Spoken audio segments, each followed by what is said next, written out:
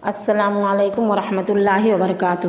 نحمدہ و نصلی علی رسولہ الکریم، اما بعد۔ ناظرین، آج انشاءاللہ میرا موضوع ہوگا مسئلہ لعان اور اس کا حکم۔ لعان کا مطلب ہے شوہر اور بیوی دونوں کا آپس میں ایک دوسرے پر لعنت کرنا، اور یہ نوبت اس وقت پیش آتی ہے جب شوہر اپنی بیوی کو غیر مرد کے ساتھ نامناسب حالت میں دیکھے۔ اب اگر شوہر اپنی بیوی کی یہ بات کسی سے کہے تو بڑی بے شرمی کی بات ہوگی، اور اگر یہ اندھیر دیکھ کر خاموش رہے تو یہ بڑی بے غیرتی کی خاموشی ہوگی۔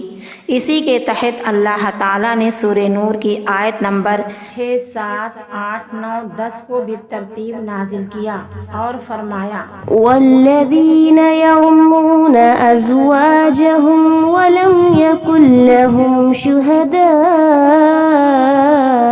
الا انفسهم فشہادۃ احدہم اربع شہادات باللہ انہ لمن الصادقین والخامسۃ ان لعنۃ اللہ علیہ ان كان من الكاذبين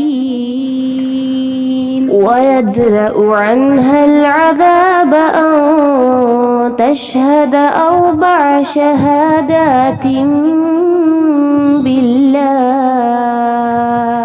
إنه لمن الكاذبين والخامسة أن غضب الله عليها إن كان من الصادقين ولولا فضل الله عليكم ورحمته وأن الله تواب حكيم۔ اسے آیت لعان کے نام سے جانا جاتا ہے۔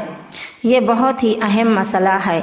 ان آیتوں کے شان نزول میں کئی احادیث وارد ہوئی ہیں۔ مختصر واقعہ اس طرح سے ہے کہ ایک مرتبہ ہلال بن امیہ رضی اللہ تعالیٰ عنہ عشاء کے وقت اپنے گھر میں آئے تو دیکھا گھر میں ایک غیر مرد ہے جسے خود انہوں نے اپنی آنکھوں سے دیکھا اور اپنے کانوں سے ان کی باتیں سنی۔ صبح آ کر رسول اکرم صلی اللہ علیہ وسلم سے ذکر کیا۔ آپ صلی اللہ علیہ وسلم کو بہت برا معلوم ہوا اور طبیعت پر نہایت ہی شاک گزرا۔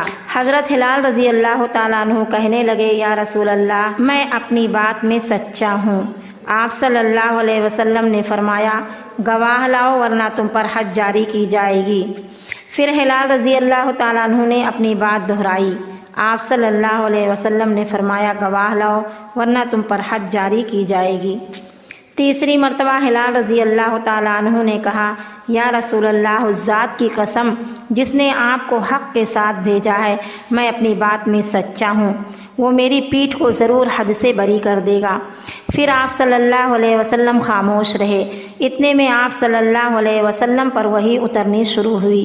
جب وحی اتر چکی تو آپ صلی اللہ علیہ وسلم حضرت ہلال رضی اللہ تعالیٰ عنہ کی طرف دیکھ کر فرمایا: اے ہلال، خوش ہو جاؤ، تمہارے لیے تو اللہ تعالیٰ نے کشادگی نازل کی ہے، تمہاری پیٹھ حد سے بری ہو گئی۔ حضرت ہلال بن امیہ کہنے لگے: الحمدللہ، مجھے خدائے وحدہ لا شریک کی ذات سے یہی امید تھی۔ پھر آپ صلی اللہ علیہ وسلم نے ہلال رضی اللہ تعالیٰ عنہ کی بیوی کو بلوایا، دونوں کے سامنے آیت لعان کی تلاوت کی اور کہنے لگے: دیکھو، آخرت کا عذاب دنیا کے عذاب سے سخت ہے۔ ہلال رضی اللہ تعالیٰ عنہ کہنے لگے: یا رسول اللہ، میں بالکل سچا ہوں۔ بیوی نے کہا: یا رسول اللہ، یہ جھوٹ کہہ رہے ہیں۔ آپ صلی اللہ علیہ وسلم نے دونوں کو لعان کرنے کا حکم دیا۔ اب لعان میں پہلے باری تھی حضرت ہلال رضی اللہ تعالیٰ عنہ کی۔ ہلال رضی اللہ تعالیٰ عنہ 4 مرتبہ اللہ کی قسم کھا کر کہنے لگے: میں اپنی بیوی پر تہمت لگانے میں سچا ہوں۔ 5ویں بار کی نوبت آئی تو ان سے کہا گیا: ہلال، اللہ سے ڈرو، دنیا کی سزا تو آخرت کی سزا سے بہت ہی ہلکی ہے۔ انہوں نے کہا یا رسول اللہ، خدا کی قسم جس طرح اللہ نے میری صداقت کی وجہ سے مجھے دنیا کی سزا سے بچا لیا، اسی طرح میری سچائی کی وجہ سے میرا رب مجھے آخرت کے عذابوں سے بھی محفوظ رکھے گا۔ اور 5ویں مرتبہ اللہ کی قسم کھا کر کہا اگر میں اپنی بیوی پر تہمت لگانے میں جھوٹا ہوں تو مجھ پر اللہ کی لعنت ہو۔ اب بیوی کی باری آئی، اس کے جواب میں بیوی نے بھی 4 مرتبہ اللہ کی قسم کھا کر کہا کہ میرا شوہر مجھ پر تہمت لگانے میں جھوٹا ہے۔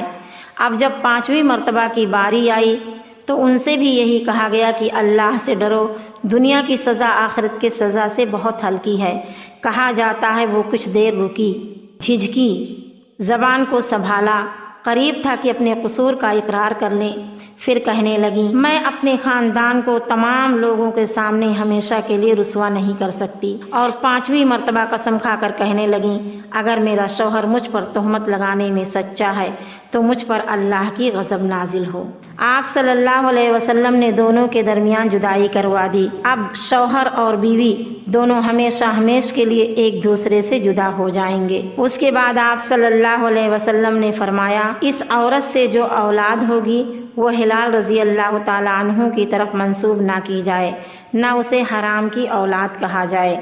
جو بچہ ہوگا وہ اپنی ماں کی طرف منسوب ہوگا۔ اب لعان کے بعد جو بھی اس بچے کو حرامی کہے گا یا اس کی ماں پر تہمت لگائے گا وہ 80 کوڑے کا مستحق ہوگا، یعنی تہمت لگانے کی حد 80 کوڑے اس پر نافذ کیے جائیں گے۔ اب آخر میں یہ جان لیجئے کہ اس عمل کو لعان کیوں کہا جاتا ہے، چونکہ اس میں شوہر اور بیوی دونوں جھوٹا ہونے کی صورت میں خود کو لعنت کا مستحق قرار دیتے ہیں، اس لیے اس عمل کو لعان کہا جاتا ہے۔ اللہ صحیح اور درست چیز کی طرف ہماری رہنمائی کرے، آمین۔